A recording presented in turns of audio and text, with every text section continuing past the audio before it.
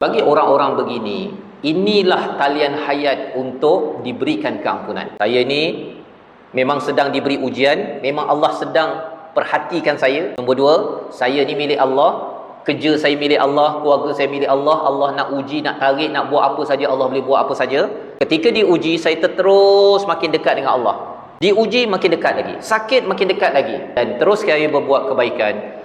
Kita tahu bahawa saya sedang diampunkan. Bagi orang-orang begini, inilah talian hayat untuk diberikan keampunan. Tapi Allah kata, okey, dalam masa sekarang, kalau katakan di hujung-hujung ini, Allah kata, Allah boleh ampunkan. Dan Allah nak bagi ganjaran lebih besar daripada apa yang kamu hilang, ataupun lebih besar daripada apa yang Allah gantikan sekarang. Jadi apabila kita dapat kemewahan ke, dapat bahagia di atas muka bumi ini, kita ni baru dapat apa tuan-tuan?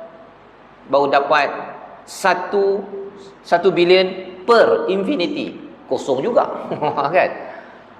Kalau yang mewah ini pun baru level kosong, macam mana yang level sebenar-benarnya itu? Itu kena tunggu sampai sana. Seperti mana dalam hadis dinyatakan kan, tak pernah didengar oleh telinga, tak pernah dilihat oleh mata, tidak pernah tergesit dalam hati. Dan bercakap tentang rahmat Allah ada 100, satu sahaja yang diturunkan di atas muka bumi ini. Inilah yang kita kongsikan. Orang Islam, tak Islam, binatang, semua kongsi satu rahmat.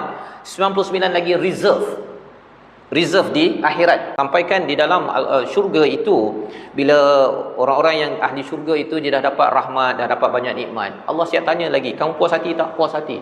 Apakah kamu mahu ditambahkan lagi? Allah kata, adakah kamu mahu ditambahkan lagi?